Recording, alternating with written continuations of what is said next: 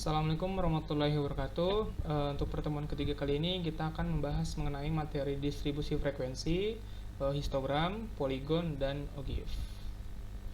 Nah, untuk ini yang pertama distribusi frekuensi tunggal. Nah, di sini ada data ya. Dari data di atas tidak tampak adanya pola yang tertentu, maka agar mudah dianalisis, data tersebut disajikan dalam tabel seperti di samping. Nah, di sini kan datanya berupa angka, ya. Angkanya nih berantakan banget ya. Di sini sulit untuk dianalisis, sulit untuk bisa dihitung gitu ya.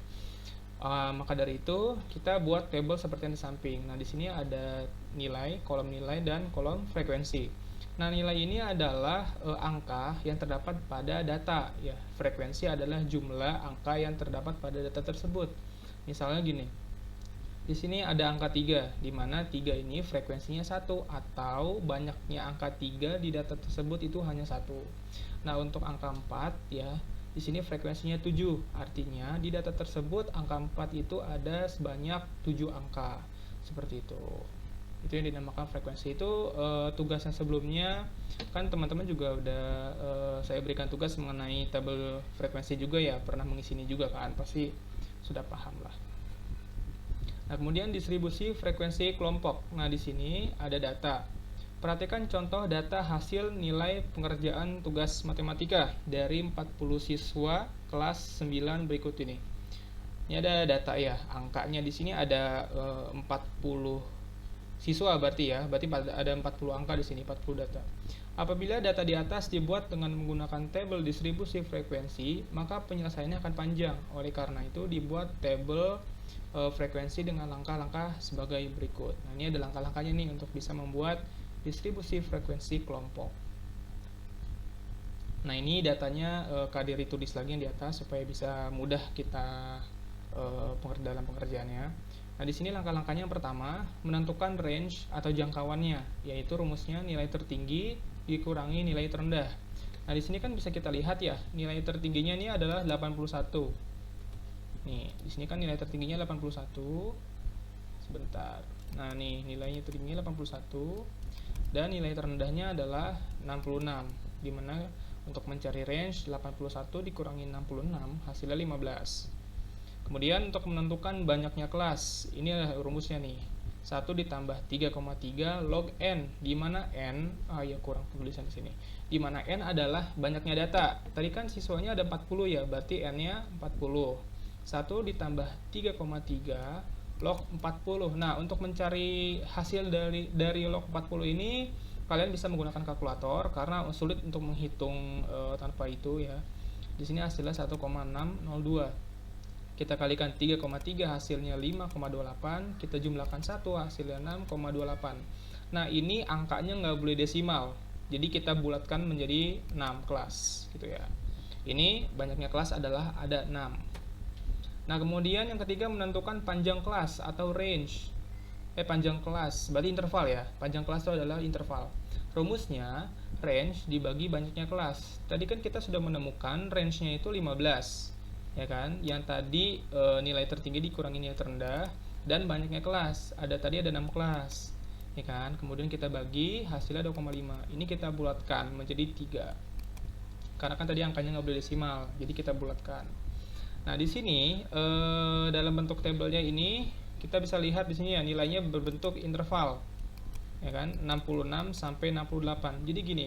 Tadi setelah kita hitung ya, di sini ada 6 kelas ya kan? Ada 6 kelas. Artinya di sini nanti ada 6 kelas. 1 2 3 4 5 dan 6. Sedangkan panjang kelasnya ini adalah 3. Ya kan? Karena nilai terkecilnya 66, artinya kita mulai dari angka 66 ya kan. 66 dengan panjang kelasnya 3, berarti kita jumlahkan sampai 3 angka ke depan. 66, 67, 68. Lanjutkan di kelas yang kedua, 69, 70, 71. Lanjutkan 72, 73, 74 dan seterusnya. Nah, untuk menentukan frekuensi caranya seperti ini. Di sini ada nilai 66 sampai 68. Kita kembali lihat datanya. Di sini 66 berarti 66 sampai 68 itu kan berarti 66, 67, 68 ya kan. Kita cari nih ketiga angka ini jumlahnya ada berapa banyak di data yang ini gitu. Nah, kita cari ada berapa banyak angkanya. Nah, di sini frekuensinya ada 3. Untuk 69 sampai 71 berarti 69 70 71. Kalian cari ada berapa banyak angka yang ada di sini nih, di data ini 69 70 71 tadi. Kemudian ketika sudah kalian dapatkan jumlahnya, kalian masukkan ke tabel frekuensi. Berarti jumlahnya ada 7. Begitupun seterusnya, seperti itu. Kemudian setelah kita mendapatkan banyaknya kelas, kemudian kita mendapatkan interval dari nilai tugas ya 6668, 6971, kita tentukan tepi atas dan tepi bawahnya. Di mana tepi bawah ini rumusnya adalah batas bawah dikurangi 0,5. Tepi atas sama dengan batas atas ditambah 0,5. Nah, sekarang perhatikan. Untuk yang kelas pertama, ya kan, batas bawahnya adalah 66. Ya, 66. Untuk menentukan tepi bawah, berarti 66 dikurangi 0,5. Berapa? Tepi bawahnya 65,5. Kemudian batas atasnya 68. Untuk menentukan tepi atas, berarti batas atas ditambah 0,5. Berarti 68,5. Begitupun sampai kelas ke-6.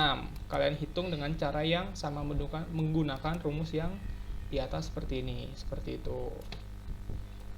Nah, kemudian kita buat histogram dan poligon. Nah, di sini histogram dan poligon frekuensi ini jadi satu paket gitu ya, jadi satu grafik gitu. Nah, di sini kan tadi kita sudah mendapatkan datanya nih yang di sebelah kanan, ya kan? Dari kelas, nilai tugas, frekuensi, tepi bawah dan tepi atasnya. Sekarang kita ingin membuat dalam bentuk histogram dan poligonnya. Nah, cara membuatnya di sini kita bisa lihat untuk yang sumbu bawah di sini kan ada ini ya, yang ini ya. Di sini kan ada TB atau TA, jadi tepi bawah dan tepi atas ya. Di sini tepi bawah dan tepi atas kan berarti datanya yang ini ya. Ini datanya yang ini dari 65,5 sampai 83,5. Angkanya ini dimasukkan semuanya ke sini. Ya kan, 65,5, 68,5, 71,5, 74,5, kalian masukkan ke sini semua. Kemudian, nah ini kan berarti ini sumbu X-nya ya. Di sini bisa kita katakan sumbu X-nya, di sini bisa kita katakan sumbu Y-nya. Namun sumbu Y-nya di sini untuk menentukan frekuensinya, ya, acuan untuk frekuensi. Nah, di sini kan kita cari satu persatu ya. Nah, di sini dari 65,5 sampai 68,5 frekuensinya berapa? Di sini ya, 65,5 sampai 68,5 frekuensinya ada 3. Berarti di sini 3.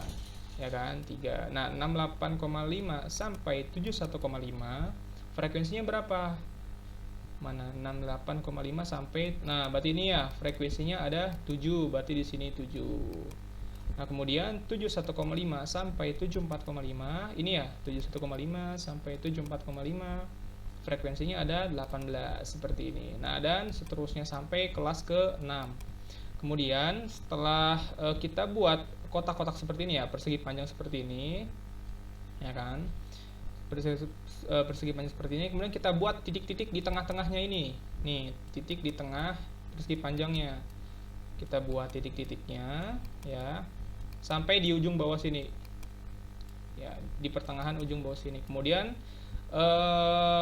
kita tarik garis di antara titik-titik yang sudah kita buat tadi. Sini ya, garisnya ini nih, garis hitam ini. Dia menaik, kemudian dia turun. Nah, jadi histogram itu adalah ini nih, grafik yang berbentuk persegi panjang ini. Hanya berbentuk persegi panjang ini namanya histogram. Dan yang kalau garisnya aja, ini yang dinamakan poligon frekuensi. Seperti itu. Nah, untuk grafik keseluruhan ini adalah grafik histogram dan poligon frekuensi, di mana histogramnya adalah kotak-kotak panjang ini ya, dan poligonnya hanya garisnya saja. Nah, ini garisnya ini adalah poligonnya. Seperti itu. Oke, selanjutnya ada frekuensi kumulatif. Nah, frekuensi kumulatif ini ada dua, yaitu yang pertama frekuensi kumulatif kurang dari dan lebih dari. Ya, sebentar. Nah, di sini yang pertama kita bahas frekuensi kumulatif kurang dari terlebih dahulu. Nah, di sini untuk mengisi tabel kumulatif kurang dari ini caranya seperti ini. Mengisi kolom nilai ujian dengan kolom tepi atas. Jadi gini, ini awalnya nih kosong ya, belum ada angkanya, anggaplah ini belum ada angkanya. Kemudian kita ingin masukkan angkanya satu persatu. Nah, karena di sini kumulatif kurang dari, maka di sini tandanya adalah kurang dari semua. Ya, di sini kurang dari sama dengan semuanya. Nah, untuk mengisi data-data angka ini, ya, kita ambil dari data tepi atas. Nih yang ini, kita ambil data tepi atas, kita masukkan ke sini. Kita masukkan ke sini. Ya kan, karena kan di sini nih, mengisi kolom nilai ujian dengan kolom tepi atas. Kolom nilai ujian kan yang ini nih. Ya kan? Kita isi dengan kolom tepi atas, data tepi atas, berarti yang ini. Kita pindahkan ke sini. Kemudian kita cari frekuensinya. Yang pertama kita cari yang 68,5 terlebih dahulu. Di sini kan kurang dari 68,5. Kita cari ada berapa banyak data yang kurang dari 68,5. Kita lihat di sini. Berarti hanya di kelas pertama aja kan? Ya, karena kan di sini kan 66 sampai 68. Sedangkan di sini perintahnya kurang dari 68,5. Di sini udah menyentuh angka 69, berarti dia tidak termasuk, ya kan? Berarti hanya kelas pertama saja yang termasuk. Kita tentukan frekuensinya. Berarti untuk kelas pertama frekuensinya adalah 3. Nah, di sini 3. Kemudian yang kedua, kurang dari 71,5. Berarti yang mana? Yang ini ya, yang di kelas kedua ya. Ya kan? Kurang dari 71,5 karena di kelas ketiga udah menyentuh angka 72, berarti dia tidak termasuk. Nah, di sini kelas kedua frekuensinya berapa? 7. Nah, karena di sini kumulatif, artinya frekuensinya ini dijumlahkan. Frekuensi kumulatif berarti frekuensinya dijumlahkan. Nah, tadi sebelumnya 3 ya. Frekuensi yang pertama ya. Nah, kemudian kita jumlahkan dengan 7, maka di sini 10. 7 tambah 3 10. Kemudian kita cari yang kurang dari 74,5. Berarti yang mana? Yang ini, yang kelas ketiga. Frekuensinya berapa? 18. 18 jumlah ditambahkan 10 ya, frekuensi yang sebelumnya. Maka hasilnya 28 dan seterusnya sampai kelas ke-6, kelas terakhir. Itu yang kurang dari. Nah, kemudian untuk kumulatif lebih dari, kita mengisi kolom nilai ujiannya dengan data tepi bawah. Nih, dengan data yang ini. Ya. Kemudian tandanya lebih besar sama dengan semua karena di sini kan frekuensi kumulatif lebih dari, ya kan? Makanya tandanya lebih dari semua. Nah, untuk angka-angka yang di sini kita ambil dari data tepi bawah. Kita masukkan ke ini semua, ke kolom ini semua, seperti itu. Nah, sama seperti tadi kita cari datanya, data yang lebih dari 65,5. Kita cari di sini. Data yang lebih dari sebentar gini. Kita hapus semua. Nah, kemudian kita cari data yang lebih dari 65,5. Yang mana nih? Yang lebih dari 65,5. Kan di sini paling kecil 66 ya. Sedangkan perintahnya kita carinya 65,5, lebih dari 65,5. Maka artinya semuanya ini terpenuhi. Ya kan? Semuanya terpenuhi. Karena paling kecil 6,66 yang ditanyakan lebih dari 65,5, maka semuanya ini ada termasuk nih, lebih dari 65,5 semua. Maka frekuensinya adalah 40. Ya kan? Ini kalau dijumlahkan semuanya 40. Kemudian kita cari lagi yang lebih dari 68,5. Kita cari kelas yang mana nih? Yang lebih dari 68,5. Berarti yang ini ya, yang kelas kedua ya. Ya kan? Di sini kan kelas pertama kan hanya sampai 68, sedangkan kita suruh cari lebih dari 68,5. Berarti yang ini ya, yang 7 ke bawah ya. Nah, ini frekuensinya. Kemudian kita jumlahkan. 7 ke bawah nih, 7 tambah 18 tambah 7 tambah 4 tambah 1, yaitu frekuensinya 37. Nah, sekarang kita cari yang lebih dari 71,5. Berarti yang mana? Yang kelas ketiga, ya kan? Yang kelas 3. Berarti kita cari yang ini, yang 18 sampai frekuensi yang paling bawah. Di sini kita jumlahkan semua. Hasilnya 30 dan seterusnya sampai ke kelas 6 ya, kelas yang terakhir. Seperti itu. Nih, kita coba lagi ya. Lebih dari 80,5. Berarti hanya ini aja kan?